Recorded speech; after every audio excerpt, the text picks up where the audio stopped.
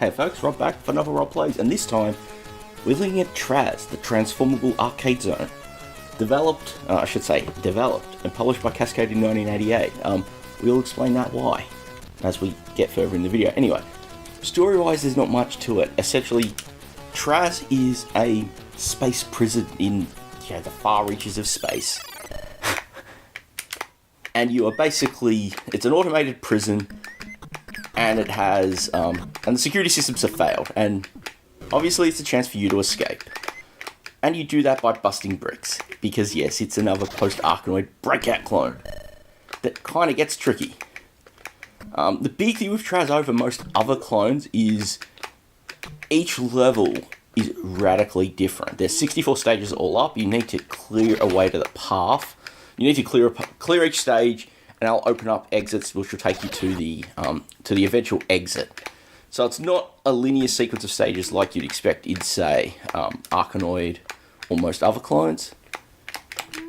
And the other thing that's really interesting is we do that, you can sort of see that's our map, and that's F1, and as we make progress, it fills out.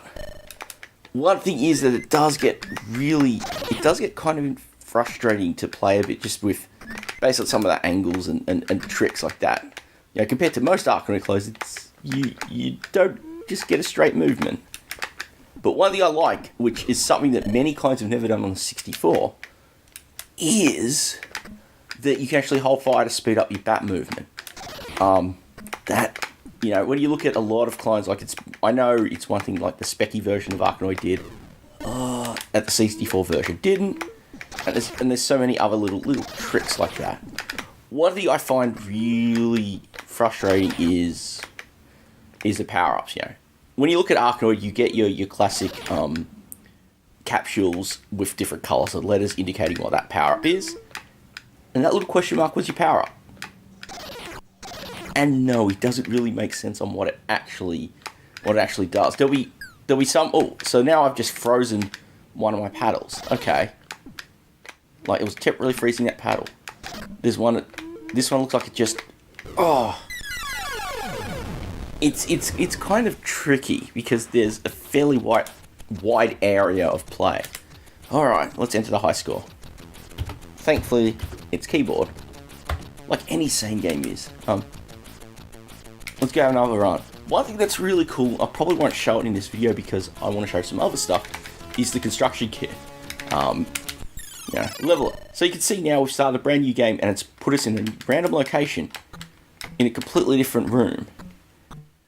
And this is sort of really where a lot of the replay value comes from, because with 64 stages, it's more than just replaying the same thing. Ooh. So you get things like that. You get some unique effects with the power-ups, but the game doesn't really tell you what ones are what. And I think now I've got a fancy laser. So you can't strategize for... Oh, no, I've lost my fancy laser. Oh. And it's one of the things I think sort of is a detriment of the game to me. Whereas Arkanoid, you could tell, you could choose whether you want your pickup, whether you want the expand or the catch or the slowdown or the laser. And you can make that risk-reward determination. In TRAZ, you don't really have a choice. It's like, is it going to be a benefit or not? And you don't really get to make that decision. And I think that that's actually a backward step.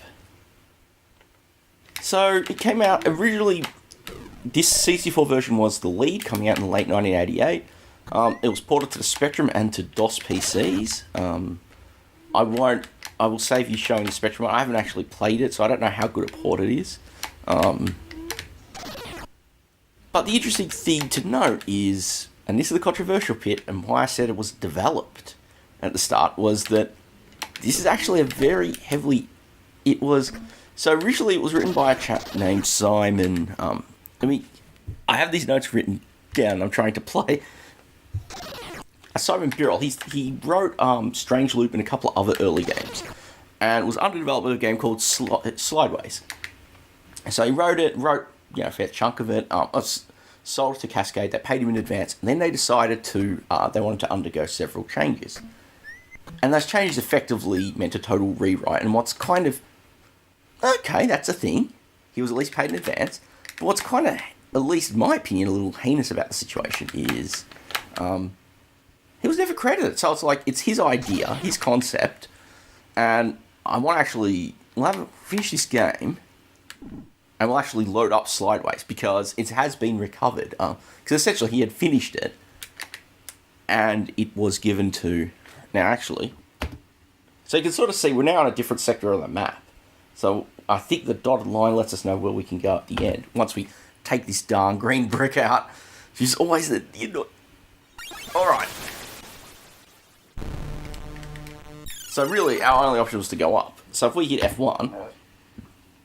Now we can see when we finish this stage, we've got the options to go left or right. And so we've got to use that to map out TRAZ. And this is, look at this. Now, there is now 4 paddles you have to manage. And when the last ball hits one of those, it's... But on the upside, you've got a paddle that's got a laser. But you can't clear much of the playfield. So this is... So essentially the game was written, heavily edited, and came out. And it's sort of a bit disappointing. So, let's keep going. I just want to try and... I'd like to try and see if I can get another stage done. It's a very interesting... And the thing is, when I discovered this fact about it, like I was doing some of my research and reading up on reviews and stuff, and there was just a vague comment. And so I started poking around and read up on the whole thing. I've got to give some props to games that weren't for actually taking the time to hunt this stuff down and recover it, as always. I shall pop a link in the video description to their write-up. And it's just an interesting little story, and it's a little sad story because, you know, it's one of the sad things about the games industry is that so many hardworking people do just get treated badly. You know, probably dating myself by talking about this now, but there's a whole bunch of talk that came out of GDC this year about unionisation. You know, and if it means that developers don't have to work ridiculous crunch, if they don't have to, you know, if they're treated a little fairer, then it's a bit of a good thing. I think it's actually something that probably really should happen. But enough of that. As is, in terms of the presentation, the music's great. There's really nice, colourful graphics here, put together as a really solid package. And I think that this whole sort of background of the development kind of really impacts a lot of what makes this kind of special. Anyway, let's punch my name in. So that is TRAZ. I'm not going to call this the end because what I'm going to do is fire up Slideways. So we'll do that now. Be back in a moment. And okie dokie, this is Slideways. So remembering that it was sort of never, you know, given 100% polish that it needed. So let's hit fire and start. And you can sort of see there's a lot of the same concepts here that you'd eventually see down in TRAZ. But of course it's a little simplified. The levels aren't quite as much things to break. And in this case, you got to get those purple bricks in the corner. It's kind of a weird. It's a weird experiment. Like you could sort of see where. Watching how things would progress commercially. I still don't think it needs to be lost a life. And I don't think it really needs to be a complete rewrite. I didn't realise you had the laser by default here. It does get a little annoying the way the scores are set out, like in the middle of the playfield kind of deal. And I kind of want to see if I can actually finish the stage. Which is kind of infuriating because I'm going to get... I can't even hit those purple bricks. What's the point? This is actually kind of a bad stage to have started with. Darn random number generator. Oh. It's a little... You could definitely see... Oh gosh, that's not fair.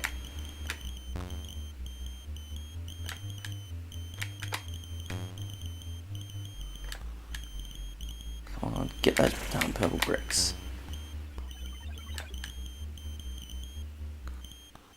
Aww. Alright.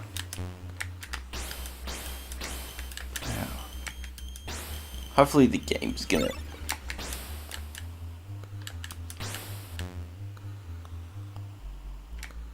One thing that always gets trippy with these games is the shadow. Like, look at the distance between the ball and its shadow here. I remember Arkanoid feeling weird at points with how...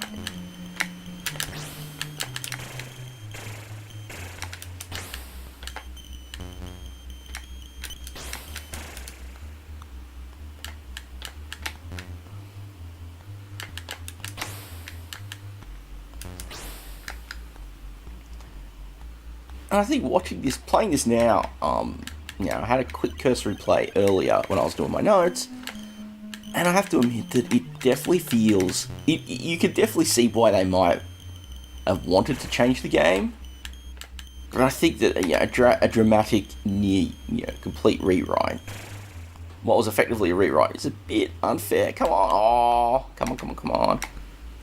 So close now.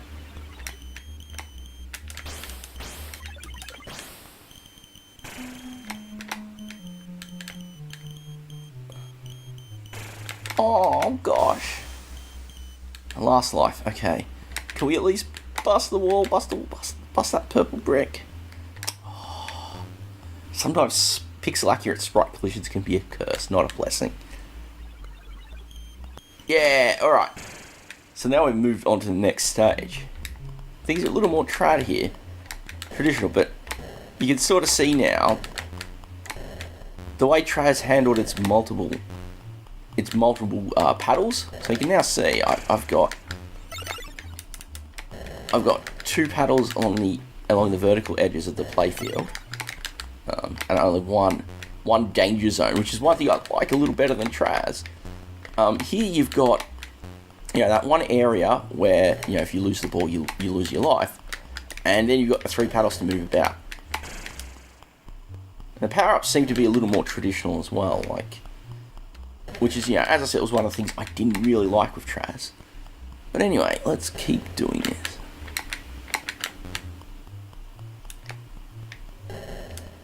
Oh, I missed that. The colouring, I mean, visually TRAZ is far superior, just having more actual colour details, using the colours a bit better. It's certainly, you know, a little Spartan here, but, you know, programmer art per se, which is not a bad thing. Let's keep going. Sprite collision's a bit weird. I swear I hit that ball there.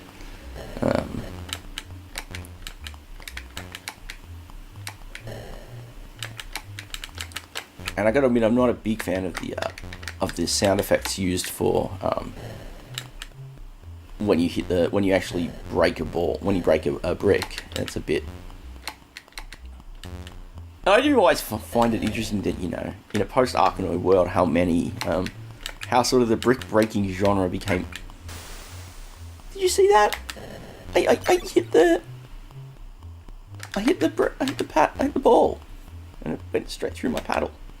That's a bit dodgy. Dodgy.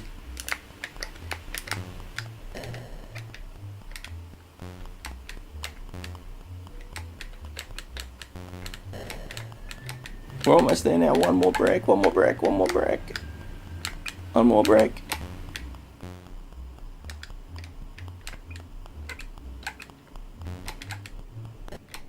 Alright, let's go. Right,